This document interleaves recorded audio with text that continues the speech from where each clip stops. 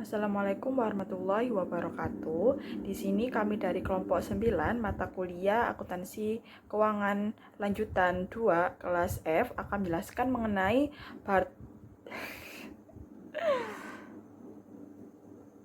Assalamualaikum warahmatullahi wabarakatuh. Di sini kami dari kelompok 9 mata kuliah akuntansi keuangan lanjutan 2 kelas F akan menjelaskan mengenai bab 14 yaitu Foreign Currency Financial Statements. Sebelum memasuki pembahasan materi, izinkan kami untuk memperkenalkan anggota kelompok kami.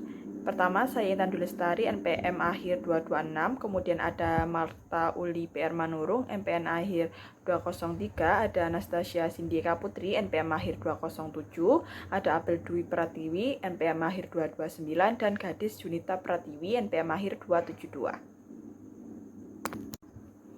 Pada slide ini saya akan menjelaskan mengenai tujuan dari proses translation menurut ASC 830. Tujuan utamanya ada dua. Yang pertama, translation harus menyediakan informasi yang sesuai dengan dampak ekonomi yang diharapkan dari perubahan kurs terhadap kurs kas dan ekuitas perusahaan. Yang kedua, translation harus mencerminkan hasil keuangan masing-masing entitas dalam mata uang fungsional mereka, tetapi tetap harus sesuai dengan standar US GAAP ketika digabungkan dalam laporan konsolidasi. Nah, untuk memahami hal itu, kita perlu memahami functional currency, yaitu functional currency adalah mata uang dari lingkungan ekonomi utama tempat entitas beroperasi. Biasanya mata uang digunakan untuk menerima pendapatan dan membayar kewajiban. Penentuan functional currency tidak memakai aturan pasti, tetapi menggunakan pertimbangan manajemen. Nah, HSC 830 memberikan beberapa faktor yang membantu menentukan mata uang fungsional. Misalnya, apakah arus kas lebih banyak terjadi dalam mata uang lokal atau mata uang induk? Apakah harga produk ditentukan oleh pasar lokal? Apakah penjualan terutama dilakukan pada negara induk? Apakah beban seperti tenaga kerja dan material lebih dominan dalam mata uang lokal? Bagaimana sumber pembiayaannya? Dan besar volume transaksi antar perusahaan. Jadi penentuan functional currency adalah hasil penilaian menyeluruh berdasarkan faktor-faktor tersebut. Nah, selanjutnya saya akan membahas mengenai istilah-istilah penting dan bagaimana pemilihan fungsional currency menentukan metode translation yang digunakan. Pertama, beberapa divisi. Foreign currency adalah mata uang selain mata uang fungsional. Local currency adalah mata uang negara tempat anak perusahaan berada, biasanya dipakai untuk mencatat pembukuannya. Kemudian ada reporting currency, yaitu mata uang yang digunakan dalam laporan keuangan konsolidasi, misalnya dolar Amerika Serikat untuk perusahaan induk Amerika. Kemudian Foreign currency statements adalah laporan yang disusun dalam mata uang yang berbeda dari reporting currency. Setelah functional currency ditetapkan, ada dua metode yang diizinkan oleh GAAP. Jika functional currency adalah dolar Amerika Serikat, maka digunakan temporal method atau remeasurement. Metode ini memperlakukan operasi anak perusahaan seolah-olah transaksi dilakukan langsung oleh perusahaan induk. Karena itu, selisih kurs masuk ke laba rugi tahun berjalan karena dampaknya dianggap langsung terhadap arus kas induk. Sebaliknya, jika functional currency adalah mata uang lokal, maka digunakan current rate method. Dalam kondisi ini, anak-anak perusahaan dianggap beroperasi sebagai entitas mandiri yang menjalankan kegiatan ekonomi dalam mata uang setempat. Dampak perubahan kurs terutama mempengaruhi investasi bersih induk perusahaan di anak perusahaan. Karena tidak bersifat langsung terhadap arus kas jangka pendek, selisih kurs tidak masuk ke laba rugi tetapi ke ekuitas, tepatnya ke akun accumulated other comprehensive income. Selanjutnya saya akan jelaskan bagaimana konsep functional currency diterapkan menurut ASC 830. Pertama, sebelum laporan anak perusahaan asing diterjemahkan ke dolar Amerika Serikat, laporan tersebut harus disesuaikan terlebih dahulu agar sesuai dengan US GAAP. Termasuk di dalamnya semua saldo akun yang didominasikan dalam mata uang asing harus disesuaikan dengan kurs berjalan pada tanggal neraca. Kemudian, jika pembukuan anak perusahaan sudah menggunakan mata uang fungsionalnya, proses yang digunakan adalah translation. Dalam translation, laporan keuangan diungkapkan dari mata uang fungsional menjadi mata uang pelaporan menggunakan current method current rate method. Semua pos diterjemahkan menggunakan kurs berjalan kecuali ekuitas. Dampak perubahan kurs tidak masuk ke laba rugi tetapi dicatat sebagai penyesuaian ekuitas di other comprehensive income atau OCI dan akan diakui pada saat anak perusahaan dijual atau dilikuidasi. Nah, sebaliknya jika pembukaan tidak dalam mata uang fungsional maka perlu dilakukan remeasurement, yaitu tujuannya untuk menghasilkan laporan seperti jika sejak awal pembukaan dilakukan dalam mata uang fungsional. Metode yang digunakan adalah temporal method. Post moneter menggunakan kurs berjalan, sedangkan post non moneter dan ekuitas menggunakan kurs historis. Selisih akibat perubahan kurs ini masuk langsung ke laba rugi karena dianggap berdampak langsung pada arus kas perusahaan.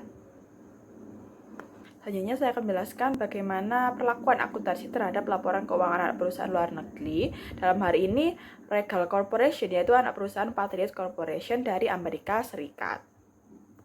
Nah, pertama di bagian atas ada tabel yang menunjukkan 3 kemungkinan skenario tergantung pada functional currency dan mata uang pencatatan Regal.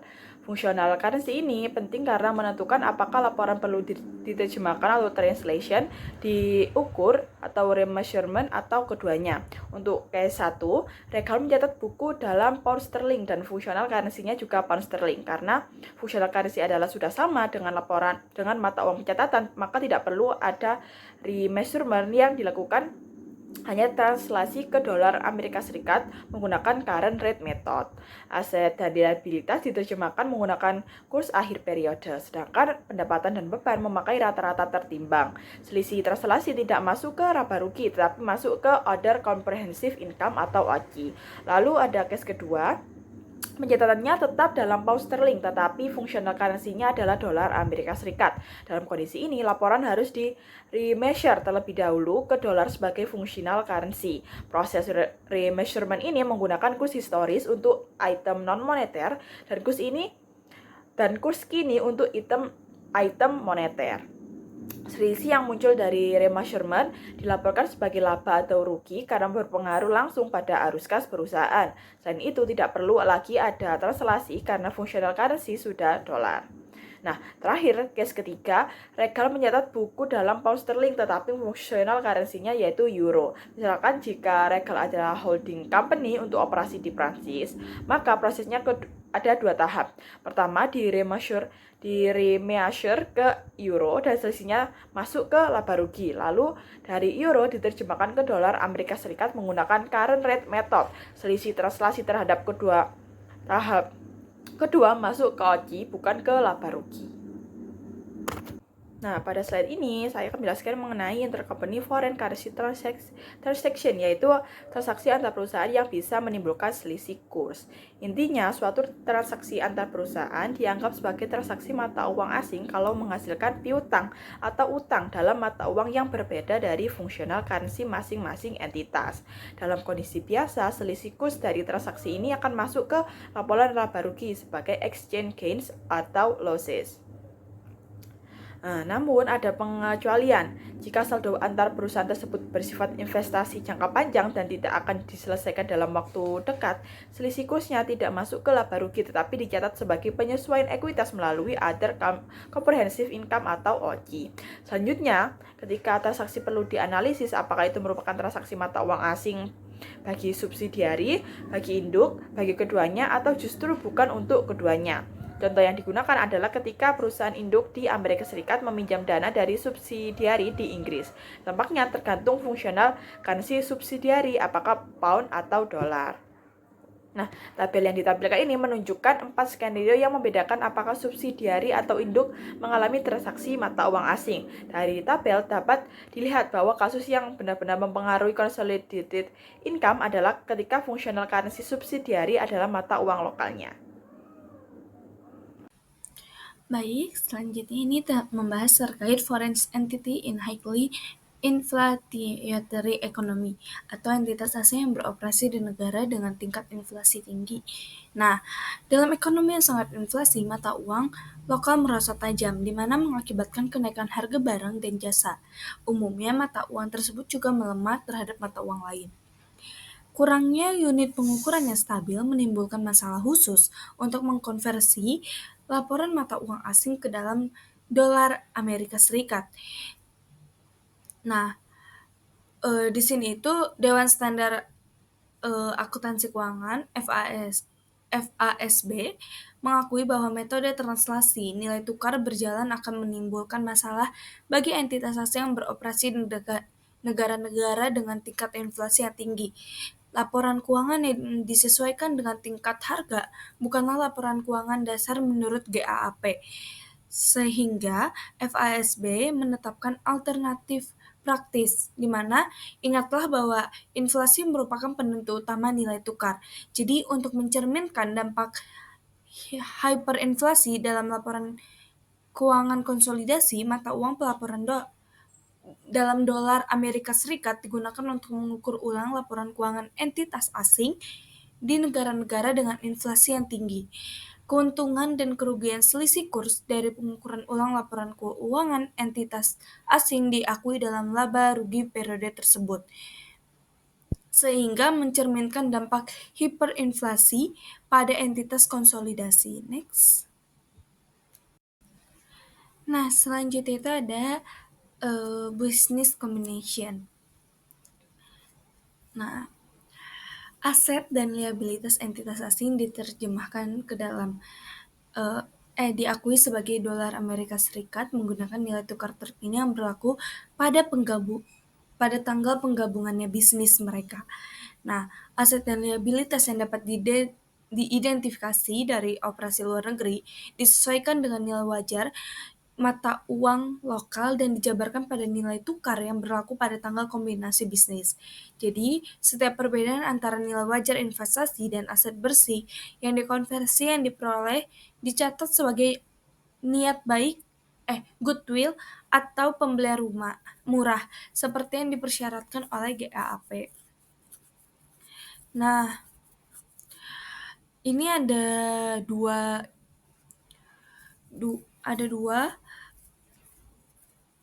perbedaan. Jadi ada perbedaan nilai wajar atau book value difference atau book value. Jadi perbedaan book value atau nilai wajar, di mana buku bila pembukaan entitas asing diselenggarakan dalam mata uang fungsional, kelebihan nilai wajar atas nilai buku yang diperoleh ditetapkan ke aktiva, liabilitas, dan goodwill dalam LCU, dan selanjutnya dijabarkan pada nilai tukar terkini dengan menilai nilai tukar terkini. Nah, terus apabila entitas asing tidak menyelenggarakan pembukuan dalam mata uang fungsional, pengukuran utang diperlukan dan kelebihan yang dialokasikan untuk peralatan diamortisasikan dengan nilai tukar historis yang berlaku pada saat penggabungan usaha. Selanjutnya itu ada non-controlling interest atau kepentingan non-pengendalian, di mana perhitungan jumlah kepentingan dan pengendalian pada anak perusahaan asing harus didasarkan pada laporan keuangan anak perusahaan yang telah ditranslasi atau diukur ulang setelah disesuaikan dengan perbedaan nilai wajar atau nilai buku. Next. Nah, selanjutnya ini ada ilustrasi. Nah, yang pertama itu ada informasi latar belakangnya dulu. Path Corporation itu sebuah perusahaan Amerika Serikat membayar tunai sebesar $525.000 untuk mengakuisisi seluruh saham perusahaan Inggris, di mana Star Company-nya itu ketika nilai buku aset bersih Star sama dengan nilai wajarnya. Jadi nilai buku sama dengan nilai wajar. Penggabungan bisnis ini terjadi pada tanggal 31 Desember 2016 ketika nilai tukar pound sterling Inggris adalah $1,5.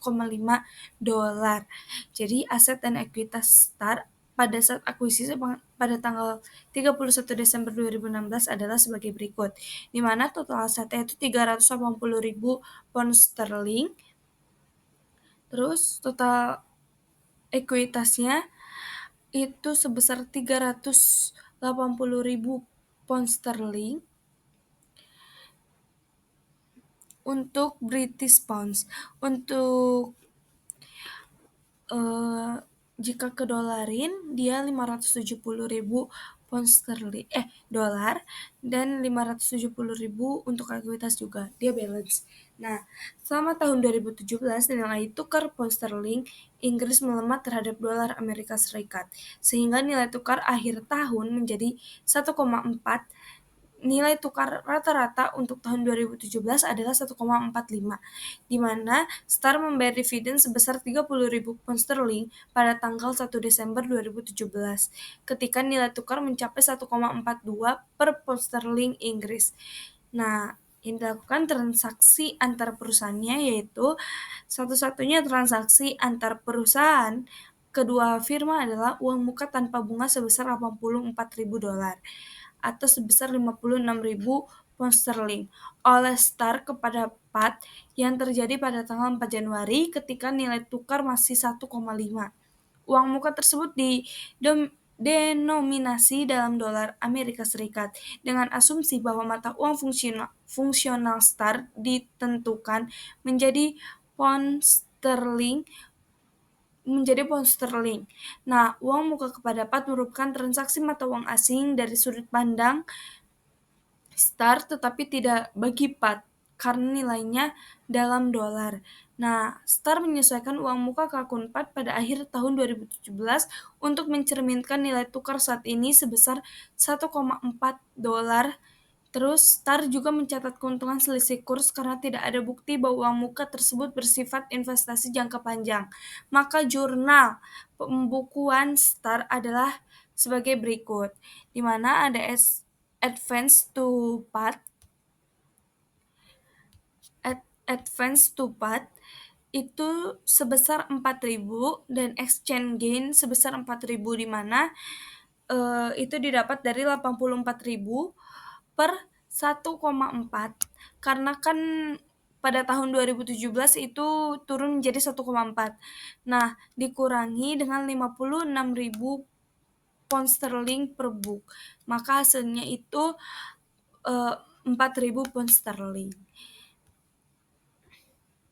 Nah, jadi neraca saldo Star yang disesuaikan pada tanggal 31 Desember 2017 mencerminkan uang muka kepada Pat sebesar 60.000 pound sterling dan keuntungan kurs sebesar 4.000 pound sterling. Baik, cukup sekian. Next akan dilanjutkan oleh teman saya. Oke, di sini kita masuk ke translating the foreign subsidiary adjusted trial balance. Nah, di sini tuh Star Company adalah anak perusahaan dari Pet Corporation, di mana berfungsi dalam mata uang pound sterling sehingga laporan keuangannya itu harus diterjemahkan menggunakan current rate method. Nah, di sini ada aturan terjemahannya yaitu aset dan liabilitasnya itu di kurs akhir tahun itu sebesar 1,4 dolar, pendapatan bebannya itu kurs rata-ratanya 1,45 dolar, dividennya itu kurs tanggal pembayaran 1,42 dolar, modal sahamnya kurs historis yaitu 1,5 dolar, return earnings akhirnya itu dihitung kembali bukan diterjemahkan langsung. Nah, hasil terjemahan dari exhibit 14.2 sebelumnya itu di cashnya itu 110.000 pound sterling dikali 1,4 yang aset dan liabilitas sehingga menjadi 154.000 dolar.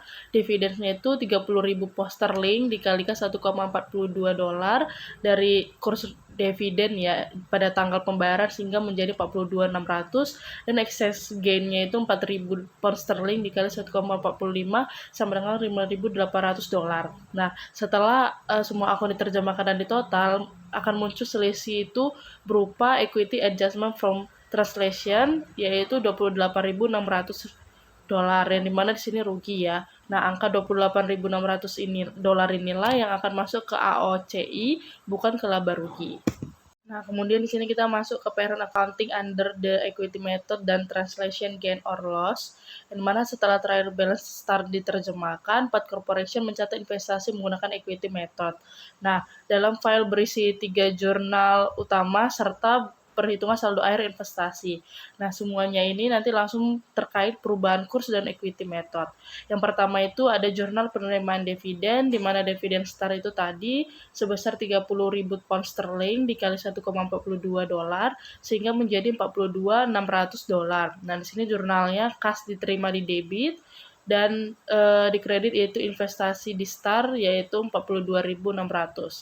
Nah, di sini ada jurnal kedua yaitu jurnal pengakuan income STAR-nya dan translation loss-nya, sehingga STAR translation net income-nya itu kan tadi 121.800 dan translation loss-nya itu kena 28.600, sehingga di jurnal di sisi debit ada investment in STAR dan OCI sebesar 93.200, dan di kreditnya itu ada equity adjustment translation dan income from STAR, equity-nya 28.600 dan income from STAR-nya 121.800. Nah, di sini 121.800 itu dikurang 28.600 sehingga menghasilkan kenaikan investasi yaitu 93.200 di sisi debit yang tadi. Di sini ada jurnal ketiga yaitu jurnal amortisasi excess fair value atau pattern, di mana di sini excess pada patternnya itu ini pada pattern, sehingga excess pada patternnya itu 100.000 pound sterling, di mana umur 10 tahun itu menjadi amortisasi tahunannya itu 10.000 pound sterling, diterjemahkan dengan average rate 1,45 yaitu 14.500. Nah, tambahan translation adjustment pattern-nya itu 9.500 dolar, sehingga jurnalnya itu menjadi income from STAR dan OCI di sisi debit, income from STAR yaitu 14.500 dan OCI di sisi kredit yaitu ada equity adjustment translation 9.500 dan investment in STAR 24.000. Kemudian di sini di akhir kita akan merekonsiliasi, ada rekonsiliasi saldo akhir investment in STAR, di mana di sini kita bisa lihat ya pada tanggal 31 Desember itu ada investment cost-nya yaitu 525.000 dolar, di mana dikurangi dari dividen, penerimaan dividen yaitu 42.600, kemudian menambahkan dari equity in STAR income-nya 121.800, dikurangi lagi translation loss-nya itu 28.600, dikurangi pattern amortization-nya yaitu 14.500, kemudian dikurangi lagi pattern translation adjustment yaitu 9.500, sehingga investment balance 31 Desember 2017-nya atau ending balance investment in STAR itu menjadi 551.600 dolar. Nah, saldo 551.600 dolar ini sesuai dengan angka di worksheet konsolidasi yang ada. Selanjutnya akan jelaskan oleh rekan saya. Baik, di sini kita akan membahas mengenai konsolidasi. Exhibit 14.4 yaitu memuat kertas kerja konsolidasi laporan keuangan untuk Pat Corporation dan Star Company untuk tahun yang berakhir pada 31 Desember 2017. Nah, Pat ini melaporkan pendapatan dari Star sebesar 107.300 dolar yang merupakan bagian Pat atas laba Star sebesar 121.800 dan dikurangi dengan amortisasi paten yang tidak dicatat sebesar 14.500. Saldo akun investasi in Star sebesar 551.600 dolar sesuai dengan rekonsiliasi yang ditunjukkan sebelumnya. Pat itu juga memiliki saldo penyesuaian ekuitas sebesar 38.100 dolar yang terdiri dari kerugian translasi ekuitas Star sebesar 28.600 dicatat oleh Pat saat menggunakan metode ekuitas dan juga muncul dalam laporan keuangan terjemahan Star. Tambahan kerugian translasi sebesar 9.500 terkait paten yang tidak dicatat, yang hanya dicatat oleh Pat. Lalu ada di sini ada prosedur konsolidasi. Prosedur untuk mengonsolidasikan anak perusahaan asing sama dengan konsolidasi anak perusahaan domestik. Urutan entry kertas kerja konsolidasi juga sama. Nah, di sini ada entry kertas kerja A yaitu income from Star sebesar 107.300 pada dividen yang menambah SE dan juga investment in Star yang mengurangi aset. Dividennya sebesar 42.600 dan investment in Star-nya sebesar 64.700. Lalu ada entry B itu mengeliminasi saldo modal dan laba ditahan Star pada awal periode dan memasukkan saldo awal aset paten yang diakui Pat. Nah, ini tuh merupakan return earning star yang mengurangi SE sebesar 75.000 pada capital stock star mengurangi SE itu sebesar 300.000 dan paten menambah aset sebesar 150.000. Pada investment in star mengurangi aset 525.000 totalnya. Dan juga ada di sini entry C, yaitu investment in star yang menambah aset 38.100 pada paten yang mengurangi aset 9.500, dan juga other comprehensive income atau OCI, equity adjustment from translation star menambah SE itu sebesar 8.600. Di sini ada tabel kertas kerja working papers dari Pat Corporation. Di sini jelas tertulis mulai dari income statement sampai konsolidasi statementnya. Terus ada RE return earnings sebesar 381.100. Lalu di sini sudah terlihat ada CB, A, E, angka-angkanya dari mana sudah dijelaskan di dalam jurnalnya tadi. Baik, di sini dibuat jurnal yaitu diperhitungkan dulu starts beginning accumulated other comprehensive income 0, lalu ada increase in AOCI translation loss sebesar 28.600, ending AOCI-nya sebesar 28.600. The impact of exchange rate change on the book value of star net asset in issue here. Itu di sini ada book value-nya, beginning net asset 250.000, net income-nya 84.000, dividennya minus 30.000. Lalu efeknya di sini effect of change 28.600. Lalu di sini ada meaning of the OCI computation. Di sini ada makna perhitungan AOCI, yaitu perhitungan perubahan AOCI itu memberikan wawasan mengenai sifat kerugian translasi dan juga alasan mengapa kerugian ini itu tidak dimasukkan ke dalam laba rugi saat ini, melainkan dicatat dalam penghasilan komprehensif lain. Karena mata uang fungsional anak perusahaan adalah mata uang lokal atau British Pounds, kerugian akibat perubahan kurs baru akan direalisasikan oleh induk jika 1. Laba anak perusahaan itu dibagikan, atau 2. Induk melikuidasi investasinya. Karena likuidasi tidak mungkin terjadi segera, maka keuntungan atau kerugian translasi itu tidak dimasukkan ke dalam laba rugi, melainkan langsung ke ekuitas pemegang saham dalam bentuk AOCI serta ditampilkan dalam Statement of Comprehensive Income. Baik, selanjutnya di sini kita akan membahas mengenai ilustrasi atau remeasurement atau pengukuran kembali. Ketika mata uang fungsional suatu entitas itu asing adalah US dollar, maka akun-akun entitas asing harus diremeasure atau diukur kembali ke USD. Nah, keuntungan atau kerugian kurs akibat remeasurement itu diakui dalam laba rugi tahun berjalan. Tujuan remeasurement sendiri itu untuk menghasilkan laporan keuangan seolah-olah pembukuan entitas dari awal menggunakan USD. Perbandingan metode measurement versus translation. Untuk membantu memahami perbedaan antara metode temporal atau remeasurement dan juga current rate atau translation itu tuh, maka prosedur remeasurement itu ditetapkan pada contoh Pat Star dengan asumsi mata uang fungsional Star adalah USD, tetapi pembukuan Star itu menggunakan pound sterling. Remeasurement pada tanggal akuisisi pada 31 Desember 2016 itu aset, liabilitas, dan juga ekuitas Star diremeasure menggunakan kurs 1,50 dolar. Proses ini itu identik dengan proses translasi pada saat akuisisi. Investasi PAT itu sebesar 525.000 terhadap aset bersih Star senilai 375.000, menghasilkan 150.000 dialokasikan sebagai nilai paten. Penting, berbeda dengan translasi, nilai paten itu tidak disesuaikan terhadap perubahan kurs selanjutnya. Amortisasi paten per tahun 15.000 dolar. Advance to PAT itu 56.000 pound sterling atau 84.000 dolar. Advance ini bukan transaksi mata uang asing karena denominasi dalam dolar AS. Nah, dan mata uang fungsional PAT dan STAR itu adalah USD.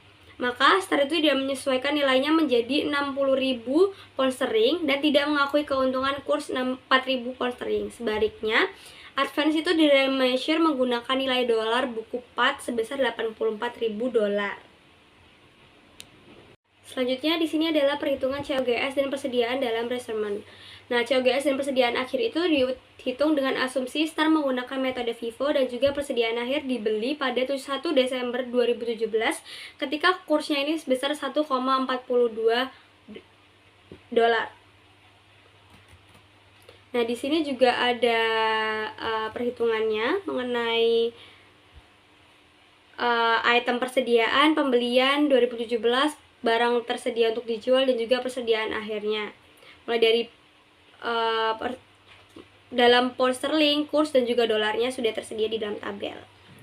Next, kita akan membahas mengenai equity method and consolidation. Seperti contoh translasi sebelumnya, PAT itu menghitung nilai akun investasinya menggunakan metode ekuitas. Sebelum proses konsolidasi laporan keuangan telah di-remeasure, semua keuntungan dan kerugian remeasurement itu diakui dalam laba rugi tahun berjalan. Jurnal bukunya itu tersedia di tabel putih. Investment in STAR pada cash sebesar 525.000, cash pada investment sebesar 42.600 dan juga investment in STAR pada income from STAR sebesar 87.600. Dan juga ada jurnal konsolidasi worksheet. Ini A yaitu investment from STAR 87.600 pada dividen 42.600 dan investment in STAR sebesar 45.000. Lalu B itu capital stock in STAR sebesar 300.000, return on earning STAR 75.000, paten sebesar 150.000 pada investment in STAR sebesar 525.000. Lalu yang C adalah other expense sebesar 15.000 pada paten 15.000, advance from STAR pada advance to PAT yaitu 84.000. Kan dari worksheet yang sudah dihitung tadi. Lalu di sini kita akan membahas mengenai menghitung kerugian kurs berdasarkan posisi moneter, yaitu seperti pada contoh saldo moneter STAR itu per 31 Desember 2016 kasnya sebesar 140.000 pound sterling, piutangnya sebesar 40.000 pound sterling, utang usahanya sebesar 30.000 pound sterling, obligasi sebesar 100.000 pound sterling. Posisi moneter bersih 140.000 ditambah 40.000 dikurangi 30.000 ditambah 100.000 sebesar 50.000 pound sterling. Di sini juga sudah ada tabel efek perubahan kurs pada moneter, pada posisi moneter. Posisi moneter awal jumlahnya 50.000, perubahan kursnya jadi 1,40 dikurangi 1,50. Dampaknya minus 5.000 USD, penjualannya tuh 540.000. Dampaknya minus 27.000 USD, pembelian menghasilkan positif 13.500 USD, gajinya positif 6.000 USD, beban lain-lain menghasilkan positif 3.000 USD, advance to PAT itu 5.600 USD dan juga dividen sebesar 600. Baik, di sini saya akan menjelaskan tentang melindungi investasi bersih pada entitas asing. Nah, perusahaan Amerika Serikat dengan investasi asing dapat melakukan kontrak valuta asing, berjangka atau transaksi mata uang asing lainnya untuk mengimbangi dampak fluktuasi mata uang asing terhadap investasi bersih. Investasi bersih mereka itu pada investasi asing tersebut. Nah, keuntungan dari kerugian yang timbul dari transaksi mata uang asing yang ditetapkan sebagai dan efektif sebagai lindung nilai ekonomi atas investasi bersih pada anak perusahaan asing dicatat sebagai penyesuaian translasi ekuitas pemegang saham. Nah, klarifikasi sebagai penyesuaian translasi berarti bahwa keuntungan dan kerugian transaksi ini dimasukkan dalam laba rugi komprehensif ASC 815 dan dikecualikan dari penentuan laba bersih. Nah, perlakuan ini diperlukan karena translasi laporan keuangan anak perusahaan asing dengan mata uang fungsional selain dolar Amerika Serikat juga menghasilkan penyesuaian translasi yang dimasukkan dalam laba rugi komprehensif. Nah, alih-alih pengurangan atau kredit terhadap laba bersih. Dengan demikian, penyesuaian dari lindung nilai investasi pada investasi bersih pada entitas asing itu mengimbangi penyesuaian dari translasi laporan keuangan investasi asing ke dalam dolar Amerika Serikat. Nah, pada slide selanjutnya di sini ada gambar tabel tentang 4 corporation dan British subsidiary consolidated income and return earnings statement for the years ended Desember 31, 2017. Nah, di sini ada return earnings pada tanggal 31 Desember 2017 itu senilai 381.100. Dan untuk temporal method, ini ada 2 metode ya, current rate method sama temporal method. Nah, untuk temporal method di return earnings-nya itu 361.400.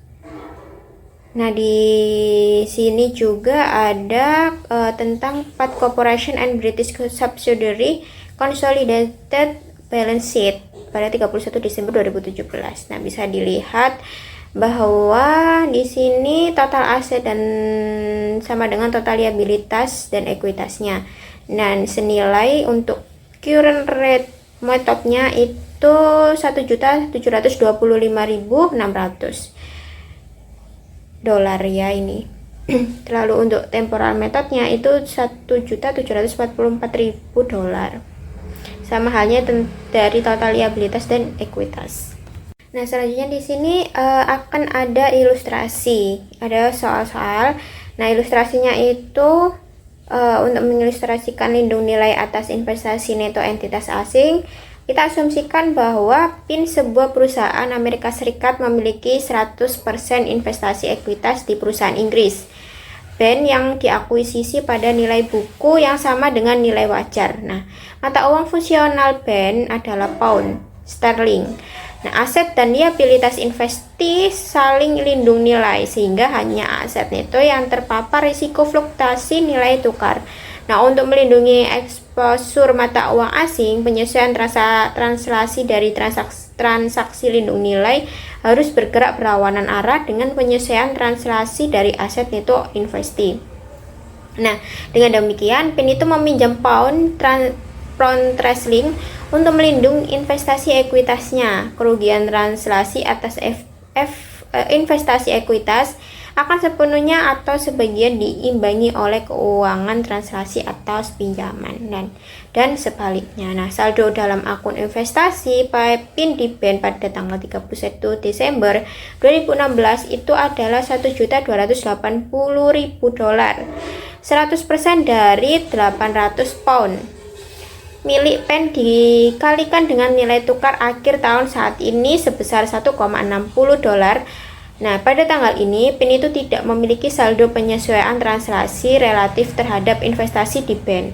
Untuk melindungi investasi bersihnya di BEN, PIN itu meminjam 800 pound selama 1 tahun dengan bunga 12% pada tanggal 1 Januari 2017. Dengan suku bunga spot 1,60 dolar, pinjaman ini berdominasi pound dengan pokok dan bunga yang dibayar pada tanggal 1 Januari 2018. Nah, PIN itu mencatat pinjaman sebagai berikut. Nah, untuk jurnal-jurnalnya akan dibahas di slide selanjutnya. Nah, untuk jurnal pada tanggal 1 Januari 2017 ini untuk mencatat pinjaman yang didenominasikan dalam pound sterling. Nah, jurnalnya itu kas pada utang pinjam atau kas pada loan payable senilai 1.280.000 dolar. Itu dari mana? Dari 800 pounds itu dikalikan sama 1,6 dari spot rate-nya. Sehingga akan menghasilkan 1.280.000.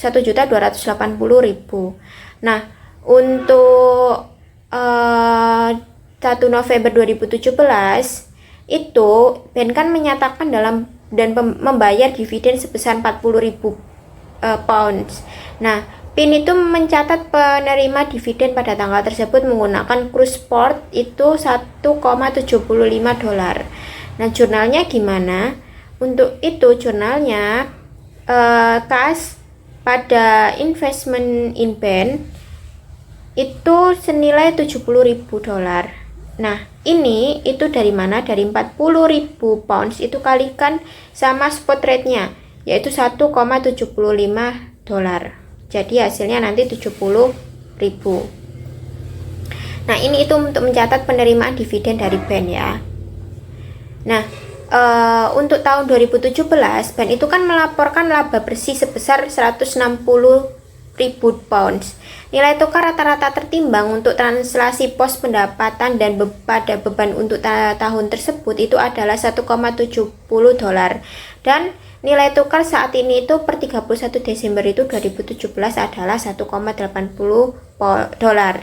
Nah, perubahan aset bersih BAN ini tercantum dalam ringkasan berikut. Nah, untuk mencatat 2017-nya di sini terdapat tabel perhitungan ekuitas BAN. Nah, di sini kan ada pounds Inggris sama dolar. Nah, untuk aset bersih pada 1 Januari 2017 itu kan 800 pounds. Nah, kita ubah bentuk dolar. Jadi dikalikan sama nilai spotnya, yaitu untuk tanggal 1 Januari tadi kan nilai spotnya ke 1,60 dolar. Nah, hasilnya akan menjadi 1.280.000 dolar. Nah, untuk laba bersih 2017 itu kan pounds Inggrisnya kan 160.000 pounds. Nah, dikalikan sama spot rate-nya 1,70. Itu akan menghasilkan 272.000 dolar. Nah, akan dikurangi sama dividennya. Dividennya itu 40.000 pounds yang sudah ada penjelasan soalnya tadi. Nah, 40.000 kan spot rate-nya kan 1,75 nih. 1,75 nantinya untuk bentuk dolarnya itu 70.000 dolar. Nah, untuk pembayaran ekuitas perubahannya ini semua adalah 174.000. Nah, aset bersihnya itu dari semuanya ini ditambahkan kan. Jadi untuk pounds Inggrisnya itu 920 pounds dikalikan sama spot rate-nya 1,80 senilai 1.656.000. Nah, untuk jurnalnya gimana? Untuk jurnal tanggal 31 Desember 2017 itu adalah bisa dilihat di sini investasi in BAN pada income from BAN dan OCI-nya. Nah, di sini OCI dicatat di kredit, maka dia untung. Jadi investment in S-nya di sini adalah 446.000 dolar. Di income from BAN-nya 272.000 dari mana? Dari pada tanggal net income for 2017 bentuk dolarnya kan 272.000.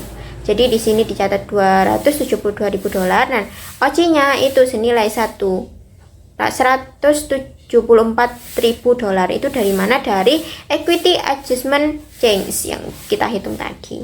Nah, investment in BAN-nya bisa dijumlahkan dari 72 ditambah 174. Jadi 446.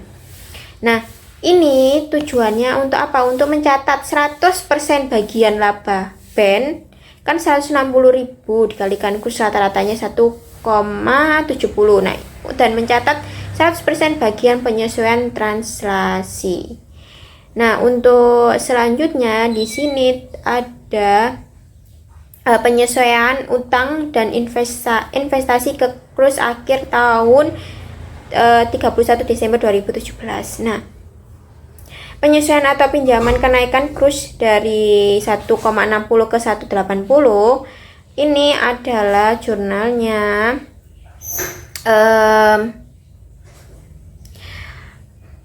OCI itu pada loan to payable senilai 160.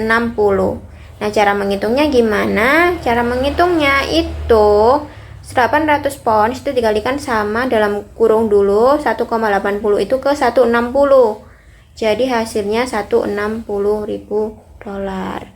Nah, lalu untuk beban bunga dan rugi selisih kursnya itu gimana? Jadi jurnalnya adalah interest expense, engine loss dan pada interest payable. Nah, ini itu melakukan jurnal ini tuh untuk mencatat beban bunga berdasarkan kurs rata-rata dan bunga terutang yang didemonisasikan dalam pons pada kurs akhir tahun sebagai berikut. Nah, bunga terutangnya gimana cara menyelesaikannya? Bunga terutangnya untuk utang bunganya itu 800 pounds dikalikan 12% dikali 1 tahun dan dikalikan kurs akhir 1,80 nanti akan menghasilkan 172.800. Nah, akan dikurangi sama beban bunganya. Beban bunganya kan tadi 800 pound itu akan dikalikan 12% dikali 1 tahun dengan kursnya 1,70 dan akan menghasilkan 163.200. Nah, untuk rugi selisihnya nanti akan dikurangin 172.800 dikurangi 163.200. Jadi hasilnya 9.600 yang akan ditulis di debit untuk kerugiannya. Nah, untuk terakhir ini ada pelunasan 1 Januari 2018.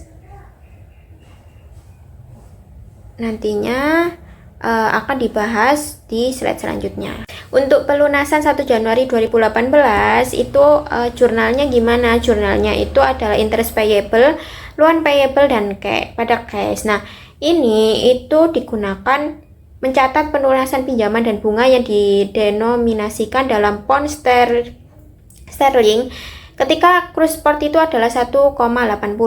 Jadi utang bunganya atau interest payable-nya senilai $172.800 dan loan payable-nya senilai $1.840.000 dan kas-nya akan senilai $1.612.800. Nah, akibat operasi lindung nilai, perubahan investasi PIN dan BEN yang disebabkan oleh perubahan nilai tukar sebagai diimbangi oleh pinjamannya dalam pound sterling. Nah, penyesuaian ekuitas dari saldo translasi yang muncul di bagian ekuitas pemegang saham pada neraca PIN per 31 Desember 2017 itu adalah kredit sebesar 14.000, kredit sebesar 174.000 dan investasi ekuitas akibat transaksi dikurangi debit sebesar 160.000 dari penyesuaian pinjaman dalam mata uang pound sterling. Nah, selanjutnya di sini ada batas keuntungan atau kerugian dari penyesuaian translasi. Nah, keuntungan atau kerugian setelah pajak dari operasi lindung nilai itu yang dapat dianggap sebagai penyesuaian translasi di batas jumlahnya hingga penyesuaian translasi saat ini dari investasi ekuitas. Ini ASC 830. Sekian presentasi dari kelompok kami. Mohon maaf jika ada kesalahan kata. Kelompok kami akhiri. Wassalamualaikum warahmatullahi wabarakatuh.